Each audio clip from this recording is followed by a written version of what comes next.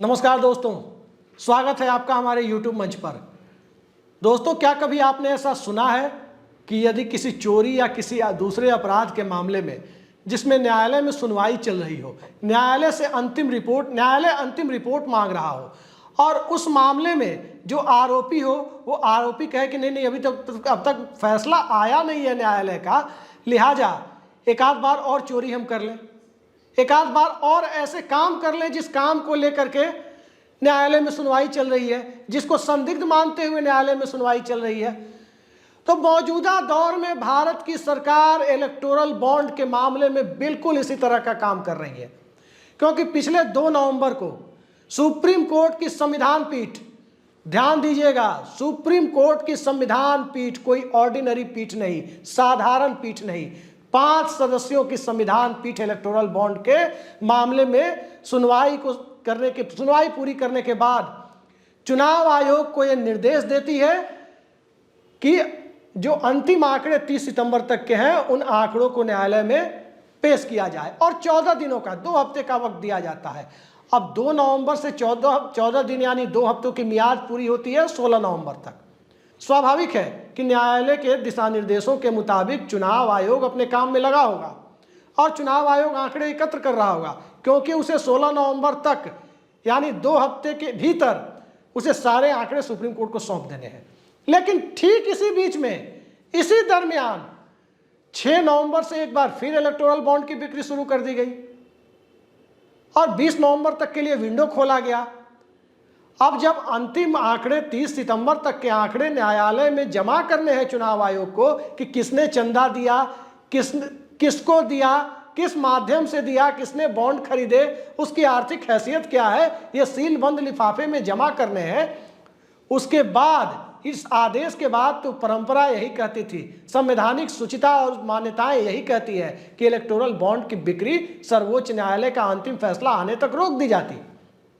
लेकिन सरकार की ढिठाई देखिए, ढीठपना देखिए कि सुप्रीम कोर्ट कुछ भी कहता रहे, सुप्रीम कोर्ट फटकार लगाता रहे, सुप्रीम कोर्ट पारदर्शिता की वकालत करता रहे, वही पारदर्शिता की दुश्मन मानी जाने वाली इलेक्टोरल बॉन्ड जैसी स्कीम पर सर्वोच्च न्यायालय के आंकड़े मांगने के बावजूद अब नए आंकड़े के लिए, नए पैसे के लिए एक बार फिर से विंडो खोल दिया गया।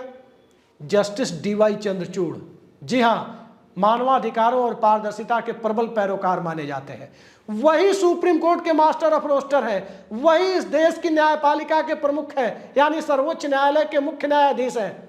अगले साल नवंबर तक उनका कार्यकाल है, अभी 1 साल का कार्यकाल उनका बचा हुआ है और बावजूद इसके सरकार मानने को तैयार नहीं है।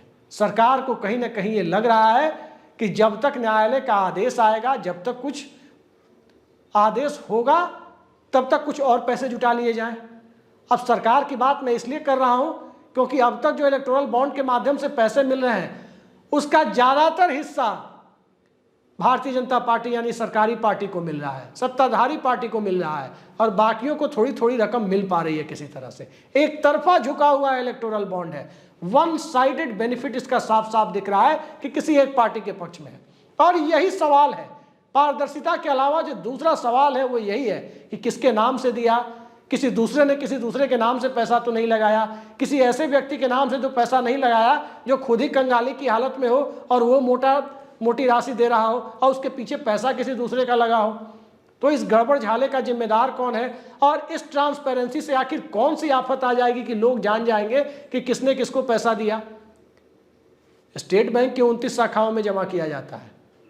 इलेक्टोरल बॉन्ड का खेल इन्हीं 29 शाखाओं में होता है और इन 29 ब्रांचेज यानी 29 स्टेट बैंक की ब्रांचेज में जो खेल होता है स्वाभाविक है कि सरकारी बैंक में होता है, तो सरकार को तो पता ही होगा कि कौन किसको दे रहा है, विपक्षी दलों को नहीं पता है।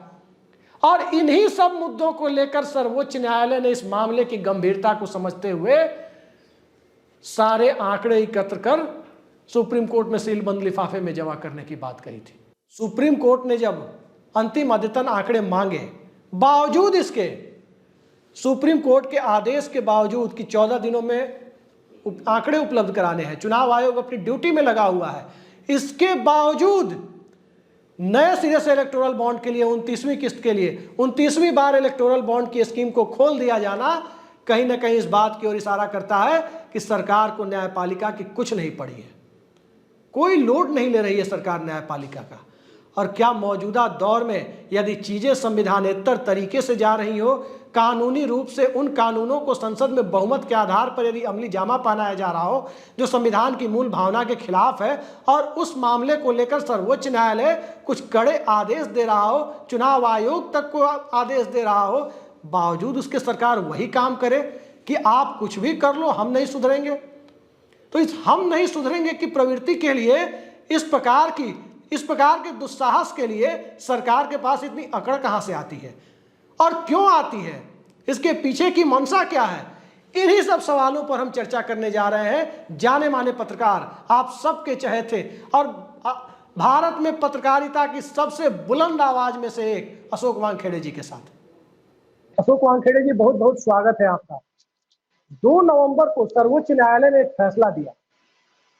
सर्वोच्च न्यायालय ने कहा कि इलेक्शन कमीशन अगले 2 हफ्ते में यानी 14 दिनों में 16 नवंबर ये अवधि बनती है 2 हफ्ते की, 16 नवंबर तक ये आंकड़े जारी करे, ये उपलब्ध कराए, न्यायालय को उपलब्ध कराए कि अब तक इलेक्टोरल बॉन्ड में कितना पैसा एक्युमुलेट हुआ, कितना पैसा आया, किसको कितना मिला, देने वाला कौन है, डोनर कौन है और लेने वाले कौन है, और इस आंकड़े को गोपनीय रखेगी न्यायालय जब तक कि वो उचित समझे।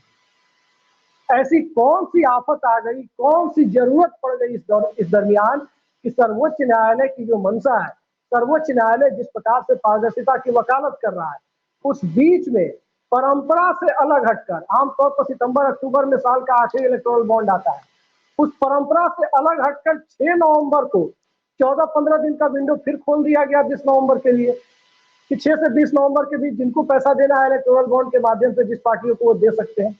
ये क्या है? न्यायालय डाल चल रही है, सरकार फात चल रही है। किस तरह की न्यायिक पुनरावलोकन की जो क्षमता है न्यायालय की, क्या उसको ये प्रभावित करने की कोशिश नहीं है? देखिए, 2014 से यदि मैं एक पैटर्न देखूं इस सरकार का, तो वो न्यायपालिका से लगातार टकराव ले रही है। जहां वो समझती है कि न्यायपालिका उनके अनुसार चल रही है, तो सरकार धड़ाधड़ काम करती है अपने हिसाब से, क्योंकि वहां सवाल पूछने वाला कोई नहीं। जब सर्वोच्च न्यायालय से सवालों के तीखे बाण छूटते हैं, तो ये सरकार अलग अलग ढालों के तहत अपने आप को बचाने का प्रयास करती है। इसके पहले जो हुआ वो तो सारा दुनिया जानती है कि जब सर्वोच्च न्यायालय ने निर्णय दिया, चाहे इलेक्शन कमीशन को लेके हो या दिल्ली सरकार को लेके हो, तो उस सर्वोच्च न्यायालय के संविधान पीठ के निर्णय को पलटने के लिए नए कानून लाए गए। और ये एक कहीं ना कहीं ग्रॉस वायलेशन है, ये कोई ट्रांसपेरेंसी नहीं है, क्योंकि दोनों मामले में सर्वोच्च न्यायालय ने ऐसी कोई गलत बात नहीं कही थी, सिर्फ कहा था कि एक ट्रांसपेरेंसी होनी चाहिए, ये स्वायत्त संस्थाएं हैं, इनकी स्वायत्तता बनी रहनी चाहिए। लेकिन सरकार ने नहीं सुनी। सरकार ने यह बता दिया कि वो अपने तानाशाही रवैये से चलती रहेगी। अब दूसरी बात, इलेक्शन बॉन्ड जो है, इलेक्टोरल बॉन्ड, इसमें सरकार फंस सकती है। उसका कारण है क्योंकि अभी दिल्ली का जो शराब घोटाला है, उसमें प्रॉब्लम यही हो रही है कि नई शराब नीति से 338 करोड़ रुपए का जो प्रॉफिट हुआ, उसमें से जो आम आदमी पार्टी को डोनेशन भी दिया गया हो, वो डोनेशन फॉर डील्स है। ये आम आदमी पार्टी का इसलिए बाहर आ गया क्योंकि उन्होंने चेक से पेमेंट किया। यदि इलेक्टोरल बॉन्ड से होता तो किसी के बाप को नहीं पता पड़ता कि ये हुआ क्या है। अब इलेक्टोरल बॉन्ड को लेके जब ट्रांसपेरेंसी को लेके सवाल उठता है, क्योंकि इलेक्टोरल बॉन्ड ये एक राजकीय आर्थिक व्यभिचार है, ये भ्रष्टाचार को एक कोट किया हुआ, एक लीगलाइज्ड है कि आप भ्रष्टाचार करो लेकिन इसको कानूनी रूप दो।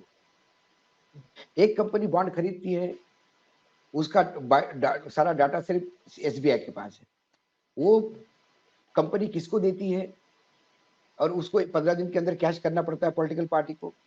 कौन सा बॉन्ड किस पार्टी को मिला, ये एसबीआई के पास है। सरकार कहती है ये गोपनीयता है। अरे एसबीआई सरकार स्वायत्त संस्था थोड़ी है, वो तो सरकार की है, सरकार को पता पड़ सकता है। ईडी एक नोटिस देके सारा इंफॉर्मेशन ले सकता है।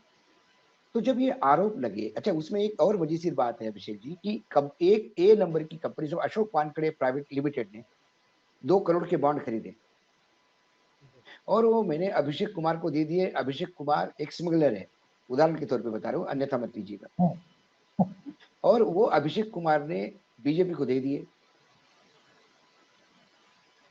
तो ये नहीं पकड़ में आता कि बॉन्ड तो खरीदे थे वानखेड़े ने, लिमिटेड कंपनी ने, और दिए अभिषेक ने। अभिषेक को यदि पैसा किसी को खिलाना हो नंबर 2 का, तो वो वानखेड़े के अकाउंट में बॉन्ड खरीदे, वानखेड़े जी को कैश दे दे और उधर निपटारा कर ले। इस पे कोई बंधन नहीं है और इसमें कोई सरकार का कंट्रोल नहीं। ऐसे कई सवाल उठाए। सवाल यही तो है सर्वोच्च न्यायालय अशोक ने वानखेड़े इसलिए जी। कहा, सर्वोच्च न्यायालय ने कहा कि हम दानदाता का नाम उजागर नहीं कर सकते। हालांकि उसमें एक पॉइंट ये भी है कि यदि लिमिटेड कंपनी है दानदाता, तो अपने बैलेंस शीट में दिखाती है कि मैंने पॉलिटिकल दिया है, तो कम से कम कंपनी ने तो दिया है, इतना तो मालूम है। सिर्फ पता नहीं पड़ रहा है किसको दिया है। इसमें जी विपक्ष को जो दिया ये भी सरकार जान सकती है, एसबीआई के थ्रू। सिर्फ सरकार के जो सत्ता में बैठे हैं उनका गड़बड़ झाला किसी को समझ में नहीं आता। सर्वोच्च न्यायालय ने कहा कि आप हमको एक लिस्ट दे दीजिए, अब तक इलेक्टोरल बॉन्ड किस पार्टी को कितना किसने कब दिया। अब क्या हुआ, अशोक वानखेड़े जी, अब आपने महत्वपूर्ण सवाल उठाया है। इस सवाल पर हम आएंगे। 29 ब्रांच इस देश में स्टेट बैंक की ऐसी 29 ब्रांचों को सिलेक्ट किया गया है जहां की खरीद बिक्री होगी इलेक्टोरल बॉन्ड की। तो एक सवाल तो इतना महत्वपूर्ण हो जाता है इस दौर में कि आमतौर पर रिजर्व बैंक एक स्वायत्त संस्था, रिजर्व बैंक मॉनिटरिंग अथॉरिटी है। हालांकि ट्रांसफर पोस्टिंग जो बैंकों के अंदर होती है वो रिजर्व बैंक तय नहीं करता। तो जब हाईली सीक्रेटिव मैटर इसे बना दिया है सरकार ने, ये गोपनीयता का स्तर इतना है जैसे लग रहा है कि वो सैन्य ऑपरेशन है, कोई अंतरराष्ट्रीय कूटनीतिक चाल चली जाने वाली है, उससे भी ज्यादा गोपनीयता। तो इन 29 ब्रांचों में क्लर्क से लेकर ब्रांच मैनेजर तक का ट्रांसफर भी क्या दिल्ली सरकार ही तय करती है क्या? बिल्कुल, क्योंकि एसबीआई ये गवर्नमेंट, ये मिनिस्ट्री ऑफ फाइनेंस के अंडर आती है, ये सरकारी बैंक है, इसकी कोई स्वायत्तता नहीं है। वहाँ पे मैनेजिंग डायरेक्टर भी अपॉइंट होते हैं, वो चेयरमैन भी अपॉइंट होते हैं। वहाँ ट्रांसफर पोस्टिंग भी वो बैंक का सिस्टम है। उसमें एक पहले ज्वाइंट सेक्रेटरी बैंकिंग हुआ करता था, अब सेक्रेटरी बैंकिंग है शायद। तो सवाल वो नहीं है। सवाल क्या है अभिषेक जी, ये जो सरकार ने चाल चली है, हम यदि मैं उसको रेखांकित करूं, जो वित्त मंत्री नहीं, ने मैं ऑल ऑफ अ दूसरी बात सडन, कह रहा हूं सर। मैं दूसरी हाँ बात कह रहा हूं कि मान लीजिए कोई आदमी, अगर बीजेपी की भी, हर व्यक्ति की एक विचारधारा होती है, हर पढ़े लिखे व्यक्ति की, वो बैंक एम्प्लॉई हो या पत्रकार हो या नेता हो या आईएएस हो या वैज्ञानिक हो, सबकी एक विचारधारा होती है। ये ह्यूमन नेचर। यदि कोई सरकार के विरोधी विचारधारा का व्यक्ति उस सेक्शन में, उस ब्रांच में क्लर्क के तौर पर भी तैनात है, वो कहीं से स्क्रीन शॉट लेके कि किसने कितना दिया, किसी पार्टी को पास कर सकता है। ये तो सामान्य सी चीज है। इसलिए मैंने पूछा कि क्या वहां ट्रांसफर पोस्टिंग भी सीधे सीधे नंबर 1 और नंबर 2 के इशारे पर होती है क्या? बिल्कुल होती होगी, बिल्कुल होती होगी। यदि जहाँ गोपनीय चीजें है, तो गोपनीयता जहाँ है वहाँ ये नंबर 1 और नंबर 2 बिल्कुल इंटरेस्ट रखते हैं। ये कोई पहली बात है। 2014 से लेके पैटर्न हम लगातार हर जगह दिखा दे रहे हैं। लेकिन मेरा कहना ये है कि अब वित्त मंत्रालय को ऐसा क्या जल्दीबाजी पड़ी थी कि तुरंत, या किसी पॉलिटिकल पार्टी ने अप्लाई किया था कि भाई हमारे पैसे खत्म हो गए, इलेक्टोरल बॉन्ड फिर से रिलीज करो। ये सिर्फ डिलेइंग टैक्टिस है। अब जब जिस दिन सर्वोच्च न्यायालय को, इलेक्शन कमीशन को ये आंकड़ा देना होगा, उस दिन सर्वोच्च न्यायालय के सामने इलेक्शन कमीशन एक प्ली के साथ जाएगा कि माय लॉर्ड, ये फिर से इलेक्टोरल बॉन्ड खुल गए हैं। हम इंतजार कर रहे हैं कि इनके परचेस कब बंद होगी, आखिरी डेट कब होगी। उसके 15 दिन तक इंतजार करेंगे, क्योंकि 15 दिन तक ये कैश होने होते हैं। और जैसे ही ये कैश हो जाएंगे, फिर हम सुधारित आंकड़ा, आपको फाइनल आंकड़ा हम देंगे। क्योंकि ये इलेक्टोरल बॉन्ड बीच में आ गए हैं, खुल गए हैं, इसलिए हम आपको समय मांगते हैं। ये समय लेने का प्रयास है 3 दिसंबर तक किसी भी हालत में। 3 दिसंबर की मतलब मतगणना के बाद ही ये खेल करना चाहते हैं। सबसे आखिरी चुनाव का मतदान 28 तारीख को राजस्थान में होगा। उसके पहले यदि सर्वोच्च न्यायालय ने गलती से कोई टिप्पणी कर दी, अरे इसमें तो बहुत सारा बॉन्ड तो उन्हीं कंपनियों का है जिसको आपने ठेके दिए हैं, तो क्या ये डील फॉर डोनेशन है क्या, तो भाजपा नंगी हो जाएगी लोगों की नजर में।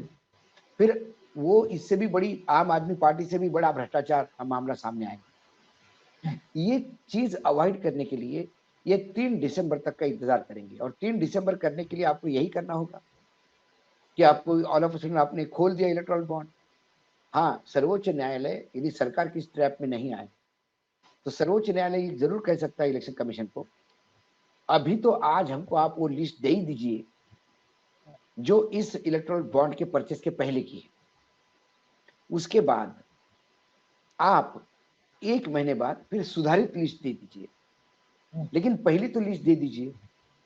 क्या सर्वोच्च न्यायालय वो मांगेगा? क्या सर्वोच्च न्यायालय ने मांगने के बाद तुरंत इलेक्शन कमीशन देगा? या इलेक्शन कमीशन सोचेगा कि सर हमने तो सोच लिया था कि आप हमको समय देंगे इसलिए हमने बनाई नहीं?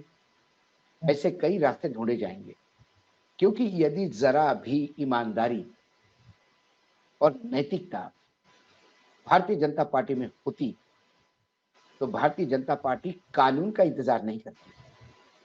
भारतीय जनता पार्टी कहती कि हम ट्रांसपेरेंट पार्टी है, 9,000 करोड़ में से 5,000 करोड़ हमको मिले हैं, हम स्वयं वेबसाइट पे हमारे दानदाताओं के नाम और उनका अमाउंट डालने को तैयार है, हमें कोई कोर्ट का आदेश की एक जरूरत सवाल बड़ा महत्वपूर्ण है नहीं। अशोक ये मेरी वानखेड़े जी। ट्रांसपेरेंसी है, ये मेरी अशोक ट्रांसपेरेंसी वानखेड़े है। जी, इलेक्ट्रॉल बॉन्ड का कानून, 1 मिनट, इलेक्ट्रॉल बॉन्ड का कानून किसी भी राजनीतिक पार्टी को अपने डोनर्स के नाम उजागर करने के लिए रोकता नहीं है। क्या ये लेकिन ईमानदारी भाजपा में है? सवाल दरअसल जी, सवाल दरअसल इस पे कई सारे उठ रहे हैं। देखिए, एक सवाल परंपरा का है, शुचिता का है, दूसरा सवाल कॉन्स्टिट्यूशनल कॉम्प्लेक्सिटी का है। आपने देखा होगा भारत के संविधान में व्यवस्था है, कई बार सरकारें गई है कि यदि कोई मामला इस तरह की कॉन्स्टिट्यूशनल कॉम्प्लेक्सिटी का फंसता है तो आर्टिकल 143 की व्यवस्था संविधान में है, 143।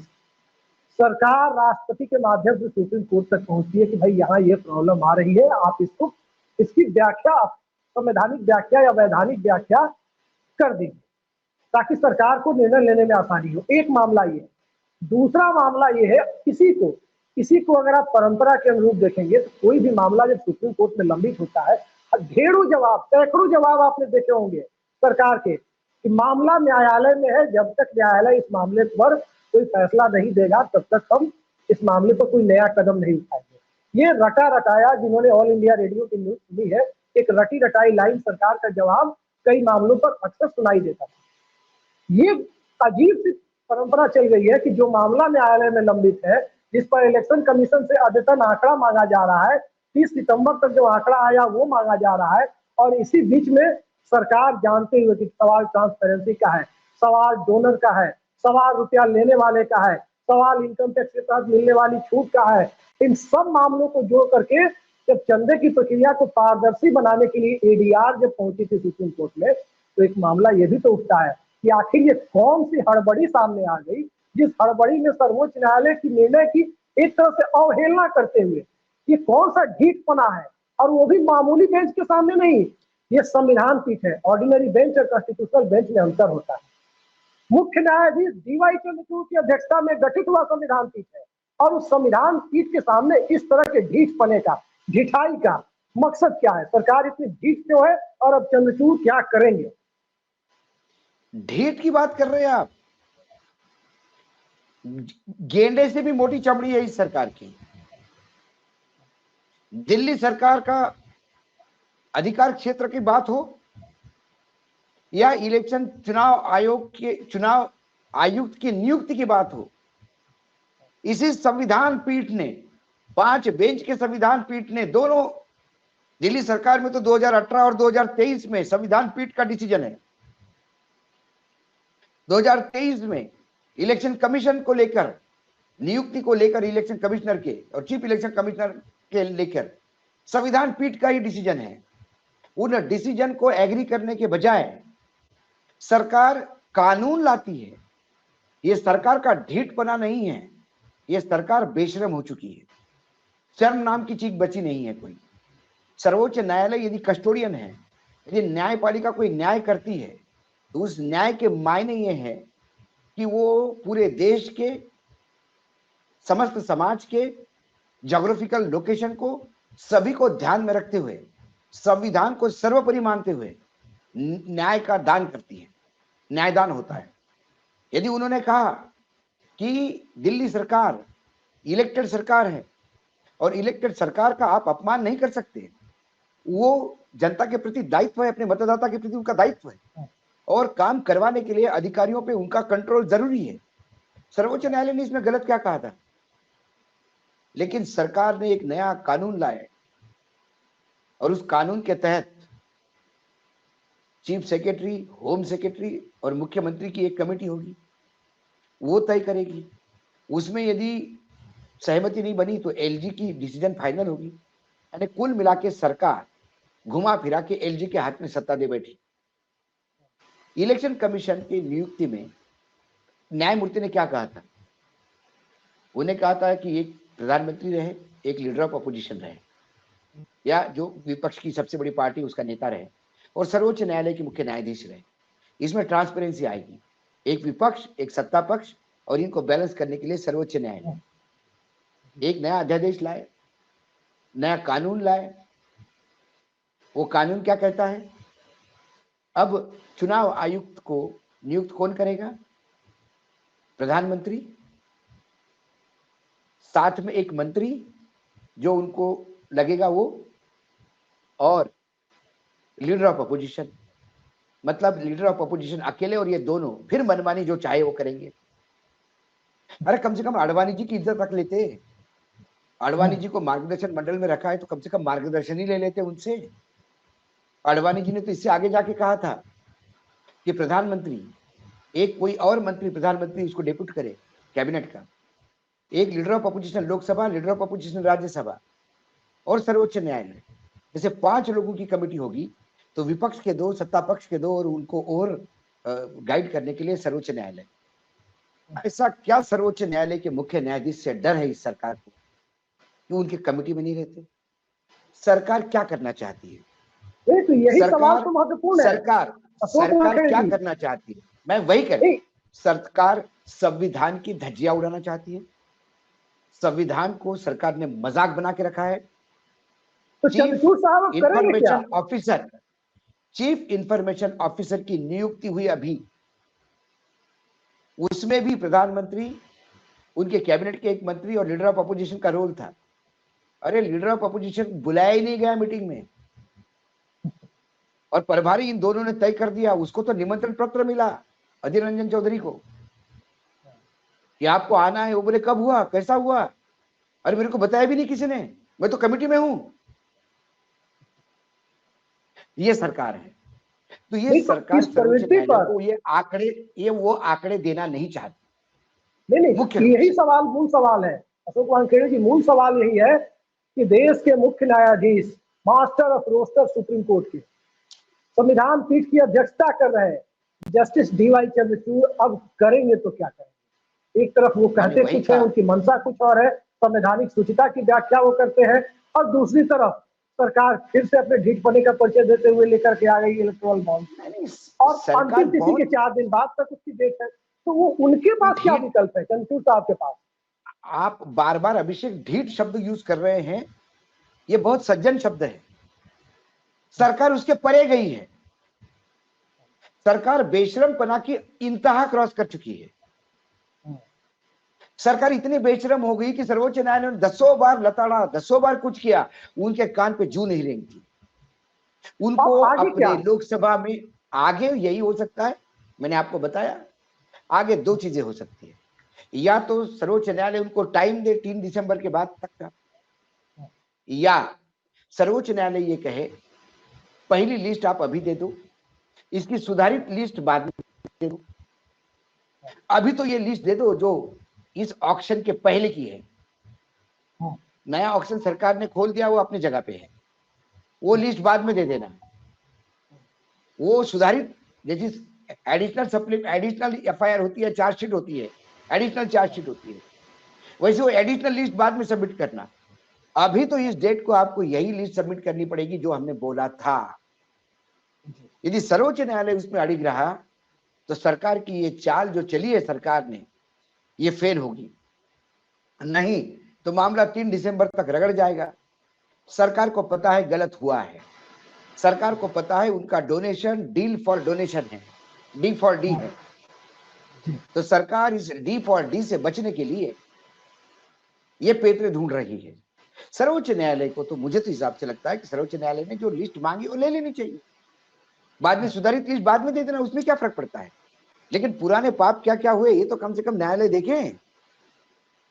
ये तो एक पाप का एक एक घड़ा सवाल तो और है, देखे। संक्षेप में इसका जवाब चाहेंगे अशोक कुमार खेड़े जी, संक्षेप में जवाब चाहेंगे कि जो लिस्ट सर्वोच्च न्यायालय में सील बंद लिफाफे में मांगी है, क्या उसकी एक कॉपी जस्टिस चंद्रचूड़ की अदालत, कॉन्स्टिट्यूशनल बेंच, प्रशांत भूषण और एडीआर के वकील को दी जाएगी? ये डिबेटेबल मामला है, क्योंकि उन्होंने कहा था कि ये गोपनीय हमारे पास होगी, लेकिन जब इस पर डिस्कशन होगा, सर्वोच्च न्यायालय जब देखेगा कि 4 कंपनियां जो शेल कंपनियां भी है उनका भी डिटेल है, या जो कुछ अडानी जैसे लोग हैं जिनके ऑलरेडी इतने आरोप लगे हैं, यदि 5,000 करोड़ में से 3 करोड़ अडानी ने दिए होंगे तो ये सवाल तो उठेगा। फिर मैं ये संभावनाएं बता रहा हूं, मैं आरोप नहीं लगा रहा हूं। और अडानी जी ने एक पैसा भी नहीं दिया होगा और बाकी कंपनियों में दिया होगा, तो वो कंपनियां कौन है, उनके माए बाप कौन है, ये तो ढूंढने पड़ेंगे ना। और सर्वोच्च न्यायालय ने यदि वो कह दिया कि इसमें से बहुत सारी कंपनियां तो बिल्कुल समझ में नहीं आ रही है, इसका इन्वेस्टिगेशन करके बता दी जाए, और उन्होंने कहा कि इसको गोपनीयता की जगह के हम we are compelled to make it public, बहुत सारी संभावनाएं हैं। देश में भ्रष्टाचार की कमी करने के लिए, एक ट्रांसपेरेंसी लाने के लिए, संविधान और लोकतंत्र की रक्षा करने के लिए यदि सर्वोच्च न्यायालय को लिस्ट पब्लिक करनी पड़ी तो करनी चाहिए जी। उन्होंने कहा कि इस देश के मतदाताओं को सरकार चुनने का अधिकार है, लेकिन राजकीय दल को मिलने वाला चंदा देखने का अधिकार नहीं है। ये किसने कहा आपको? ये बिल्कुल आप सवाल है। सही कह रहे हैं जी, बिल्कुल आपने सही कहा कि डिबेटेबल मामला है, मिलनी चाहिए, एडीआर के वकील को भी कॉपी मिलनी चाहिए, लेकिन इस पर फैसला तो विद्वान न्यायाधीश करेंगे, कॉन्स्टिट्यूशनल बेंच के सभी 5 सदस्य करेंगे। लेकिन जिस प्रकार की ढिठाई का परिचय सरकार ने दिया कि जो मामला लंबित है, जिस मामले को लेकर तमाम डिबेट्स हुई, कॉन्स्टिट्यूशनल बेंच के जजों ने अपने दूसरे कामकाज को, न्यायिक कामकाज को छोड़कर इसमें इतना समय जाया किया, इस पूरे मामले को सुनने में देश के समक्ष गोपनीयता की परिभाषा भी कहीं ना कहीं तय होती हुई इस मामले से दिख रही है। उस मामले को लेकर के जब न्यायालय में मामला इतना डिबेटेबल है और लिस्ट मांगी गई है, उस लिस्ट के बीच उस लिस्ट का दायरा बढ़ाने के लिए, चंदे की रकम को और ज्यादा इजाफा करने के लिए 15 दिनों का विंडो फिर खोल दिया गया। अब आगे क्या होगा वो तो वक्त बताएगा, लेकिन अशोक कुमार खेड़े जी ने बिल्कुल सही बात कही है कि चंद्रचूड़ के सामने जो विकल्प है वो दोनों तरह के विकल्प हैं। बहुत बहुत धन्यवाद अशोक कुमार खेड़े जी, आप हमारे साथ। तो आपने देखा अशोक वानखेड़े जी ने बताया कि न्यायपालिका के सामने 2 विकल्प हैं, या तो वो जब चुनाव आयोग डेटा जमा करे, इलेक्टोरल बॉन्ड के समूचे डेटा जो आदेश दिया गया है न्यायपालिका को कि 30 सितंबर तक के आंकड़े देने हैं, जब वो आंकड़े देने में यदि चुनाव आयोग आनाकानी करे और कहे कि अंतिम उपलब्ध आंकड़े आ जाने दीजिए, जो 20 तारीख तक का मामला है, उसके बाद 15 दिन का विंडो है, अपने लोग पैसे लेके जाएंगे, जिनको जो मिला होगा, तो मुझे 15-20 दिन यानी चुनाव आयोग को 15-20 दिन और दे दिया जाए ताकि वो अंतिम आंकड़े जमा कर सके।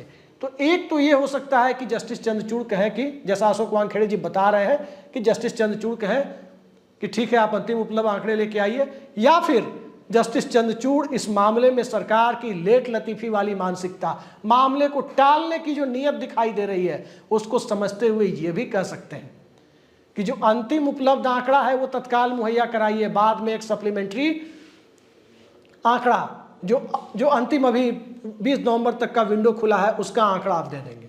देखते हैं चुनाव आयोग के जवाब के बाद, इलेक्शन कमीशन के जवाब के बाद आखिर होता क्या है, और क्या इलेक्शन कमीशन का आंकड़ा उसी तरह तो नहीं आएगा कि 11 मई को सर्वोच्च न्यायालय ने कहा था महाराष्ट्र के स्पीकर को कि एक रीजनेबल टाइम फ्रेम में विधायकों की अयोग्यता का फैसला करें, और 11 मई के बाद आज 7 नवंबर है, अब तक वो reasonable time frame supreme court के आज ही जाकर ये कहने की 31 दिसंबर तक फैसला करें, तब जाकर के वहाँ के स्पीकर मानने के लिए तैयार है।